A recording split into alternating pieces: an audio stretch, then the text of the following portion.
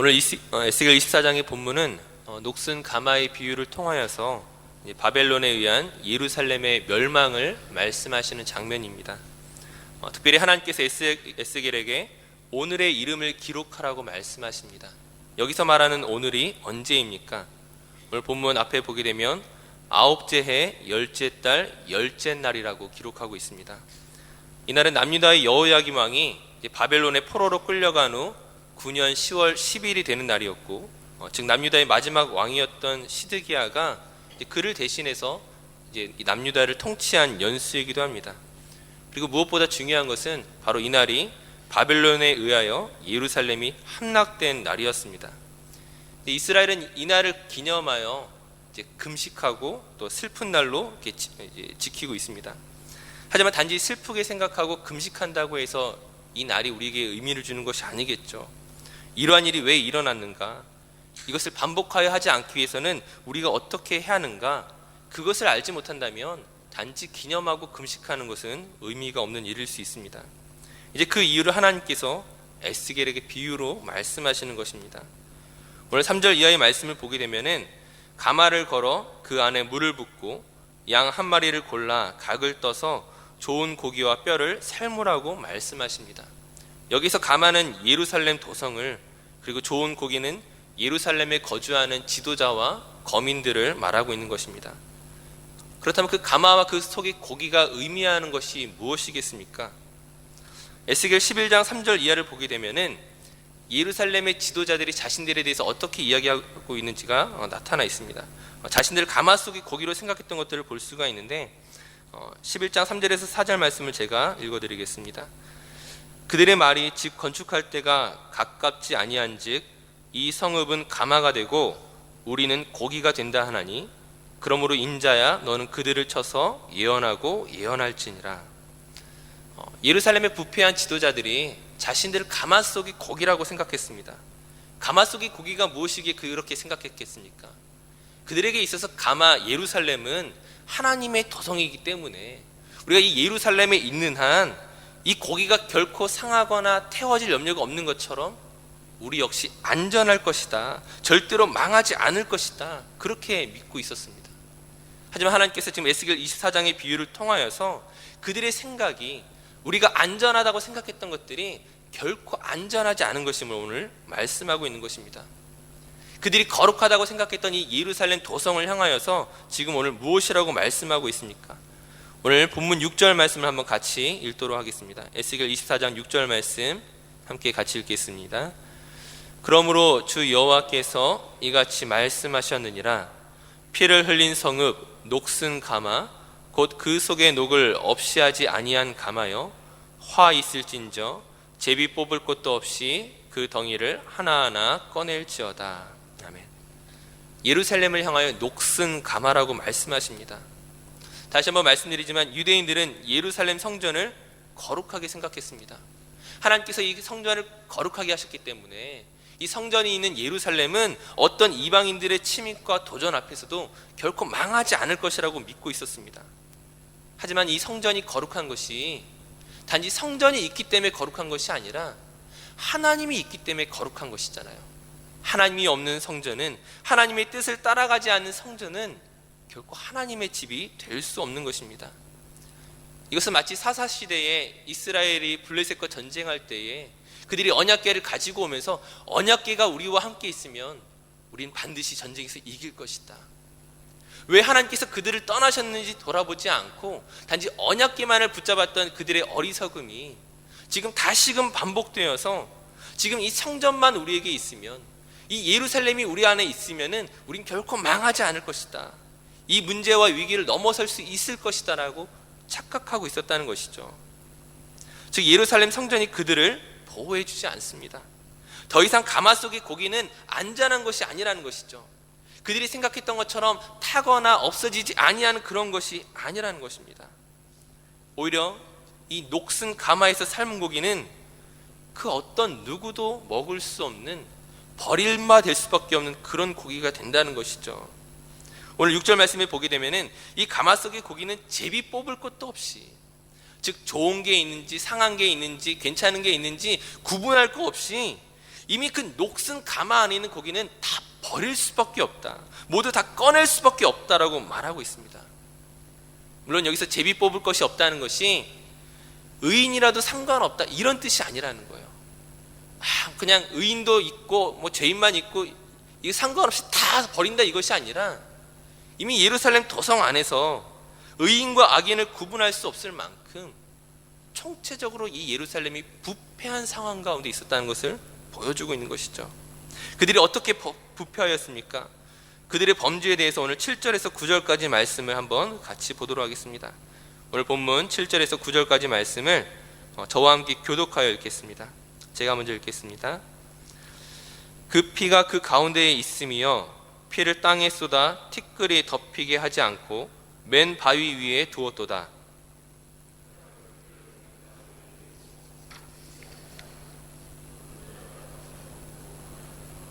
다 함께. 그러므로 주 여호와께서 이같이 말씀하셨느니라. 화 있을진저 피를 흘린 성읍이여, 내가 또 나무 무더기를 크게 하리라. 아멘. 지금 예루살렘의 죄악에 대해서 말씀하시면서 지금 피 흘림을 묘사하고 있습니다. 이들이 누구의 피를 흘렸습니까? 예레미야가 4장 13절 말씀을 보게 되면은 그의 선지자들의 죄들과 제사장들의 죄악들 때문이니 그들이 성읍 안에서 의인들의 피를 흘렸도다. 지금 이 피가 누구로부터 누구의 피를 흘렸다라고 말하고 있습니까? 선지자들과 제사장들, 즉 예루살렘을 이끌어가는 지도자들로부터 지금 힘없는 백성들과 의인들이 그들의 불법과 폭력으로 말미암아 피 흘림을 당했다라고 말하는 것입니다. 그리고 이제 하나님께서 그들을 심판하시겠다고 말하는 것이죠. 하나님의 심판 앞에서 어떤 치유의 복권도 존재하지 않습니다.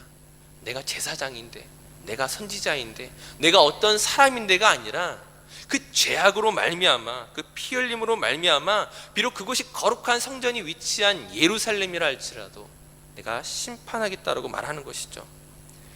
그 죄악에 대해서 지금 이 녹슨 가마의 이 녹으로 말하고 있는 것입니다. 그러므로 먼저 이 녹을 제거해야 되는데 나무 무더기를 모아서 불을 달궈서 지금 이 녹을 없애겠다는 것이죠. 징계하시겠다는 것입니다. 근데 문제는 무엇입니까? 불을 맹렬하게 태웠음에도 불구하고 이 가마의 녹이 온전히 제거되지 않는다는 거예요. 여전히 가마가 깨끗하지 않고 녹이 남아있음을 지금 말하고 있습니다. 무엇을 보여주고 있습니까? 남유다가 얼마나 부패하였는지, 예루살렘의 지도자들이 그 마음이 얼마나 교만하고 악하였는지 지금 쉽게 바뀌어지지 않는 그런 처참한 현장을 말씀하고 있는 것입니다. 하나님께서 이같이 하셨음에도 불구하고 유다의 죄악이 깨끗하여지지 아니함으로 하나님께서 이들을 포기하시겠습니까? 결코 그렇지 않다는 것이죠. 오늘 13절 14절 말씀을 한번 같이 읽도록 하겠습니다. 오늘 본문 13절과 14절 말씀을 함께 읽겠습니다. 너희 더러운 것들 중에 음란이 그 하나이니라. 내가 너를 깨끗하게 하나 네가 깨끗하여지지 아니하니 내가 내게 향한 분노를 풀기 전에는 내 더러움이 다시 깨끗하여지지 아니하리라. 나 여호와가 말하였은즉 그 일이 이루어질지라.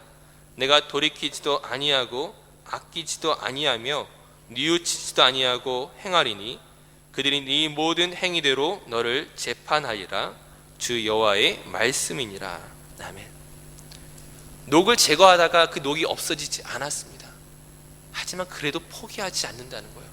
그들이 진심으로 돌이킬 때까지, 그들의 행위를 바꿀 때까지, 하나님 앞에서 회개하고 나올 때까지 이 심판과 징계를 멈추지 않으시겠다는 것이죠. 이것은 그들을 사랑하지 않기 때문이 아니라 그들을 사랑하기 때문입니다. 만약 사랑하지 않는다면 포기해버리면 그만이에요. 그냥 내가 너희와 더 이상 상관하지 않겠다면 그만이지만 그들이 돌이키도록, 그들을 너무나 사랑하기 때문에 그들이 돌이킬 때까지 이 모든 징계와 심판을 통하여서 기어이 너희를 바꾸겠다라는 것이죠. 기어이 너희를 하나님의 자녀되게 하시겠다라는 말씀을 선포하고 있는 것입니다. 하나님의 의지를 보여주고 있는 것이죠. 사랑하는 성도님들, 오늘 말씀을 생각하시기 바랍니다. 오늘 우리에게 주는 메시지가 무엇이겠습니까? 이 예루살렘의 죄악의 그 뿌리에는 영적인 교만이 있었습니다. 가마 속의 고기는 타지 않을 것이다. 가마솥의 고기는 상하지 않을 것이다. 우리는 안전할 것이다. 하나님의 관계에 집중하지 않고 단지 외적인 예루살렘 성전에만 만족하고 그것을 자기의 신앙의 근거로 두고 있을 때에 그것은 결코 근거가 되지 못한다는 것을 우리 말씀을 통해 살펴보았습니다. 그들의 어리석음은 어떻게 나아갑니까? 다른 이들을 향한 피 흘림으로 하나님의 뜻과 상관없는 삶을 살아가는 것으로 나아갔고 그로 인하여 심판을 받을 수밖에 없었습니다. 마찬가지로 오늘 우리의 신앙의 근거가 어디에 있습니까? 오늘 내가 안전하다고 생각하는 이유가 무엇입니까? 오늘 내가 구원받은 사람이라고 생각하는 근거가 어디에 있습니까? 단지 내가 교회에 출석하고 봉사하고 헌금하고 단지 외부적인 신앙으로 우리가 근거를 삼을 수 없다는 거예요. 언제나 우리의 신앙의 근거는 예수 그리스도에게 있습니다. 우리를 향한 그 그리스도의 사랑과 은혜 외에는 우리가 근거로 삼을 수 있는 것이 없다라는 거예요. 즉 나에게 근거가 있는 것이 아니라 주님께 근거가 있습니다. 그러므로 우리가 신앙생활에 있어서 중요한 것은 내가 외적으로 보이는 괜찮은 사람인가가 아니라 내가 다른 사람에게 어떻게 비춰지는가가 아니라 언제나 하나님 앞에서 예수 그리스도를 집중하고 바라보는 것입니다. 단지 그분에 대해서 아는 지식이 아니라 그분과의 인격적인 교제를 통하여서 그분을 닮아가는 것이 필요하다는 거예요. 오늘 하나님께서 말씀 가운데 우리가 진심으로 돌이키기를 원하셨던 것처럼 세상을 향하여 속해 있고 세상을 향하여 닮아가는 그런 우리의 모습이 아니라 우리의 생각과 감정과 우리 전체적인 삶에 이르기까지 예수 그리스도를 닮아가는 것이 필요한 것입니다. 이를 위해서 우리가 무엇이 필요하겠습니까? 다시 한번 그 예수 그리스도의 그 보혈과 그 성령의 불로 우리 안에 있는 그 녹을 제거하여 주시옵소서. 우리 안에 있는 그 더러운 것들을 주님 다 깨끗하게 정결하게 씻어 주시옵소서. 이것이 우리가 기도하는 출발이 된다는 것이죠. 다른 것을 내 믿음의 근거로 삼는 것이 아니라 어떤 외적으로 보이는 성전을 내가 잡는 것이 아니라 내가 하나님의 거룩한 성전이 되겠습니다. 내가 거룩한 성전이 되어질 수 있도록 나를 정결하게 씻어주시고 나를 인도하여 주시옵소서. 우리가 그렇게 믿음으로 나아갈 때에 우리를 포기하지 아니하시는 그 하나님께서, 우리를 향한 그 사랑을 멈추지 않는 하나님께서 우리를 새로운 믿음의 사람으로, 믿음의 동역자로 우리를 바꾸어 가실 줄로 믿습니다. 그렇게 변화해 나가는 믿음의 삶으로 나아가는 저 우리 모든 성도들 되시기를 간절히 축원합니다. 기도하겠습니다.